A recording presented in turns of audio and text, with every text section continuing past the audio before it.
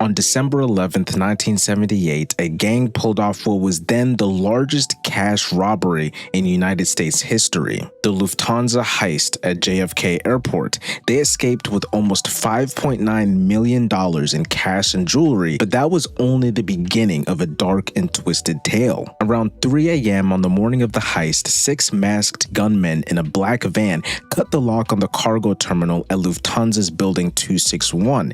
They forced employees and night shift workers into a lunchroom, held them at gunpoint, and looted 72 cartons of untraceable money from the vault. By 4:21 a.m., they drove off. The hit was clean, precise, and left law enforcement scrambling. The heist was traced back to Jimmy Burke, an associate of the Lucchese crime family. However, he never got charged for stealing the money itself. The only man convicted for the robbery was Louis Werner, a Lufthansa employee involved in planning the heist in association with the Lucchese family. But that wasn't the end. Burke, paranoid about informants telling authorities about the crimes that he had helped commit, ordered at least 28 murders of people connected to the heist over the following months and years. For example, Parnell Edwards was tasked with dumping the getaway van. However, he forgot to do this and left it parked near a fire hydrant instead. A week later, he was murdered in his apartment by Thomas D. Simone and Angelo Sepe, both members of Jimmy Burke's crew. Martin Krugman, who first tipped off Burke to the Lufthansa score, is also rumored to have been murdered. However, his body has never been found. Joe Manry and Robert McCann, 2 insiders, were executed in a parked car,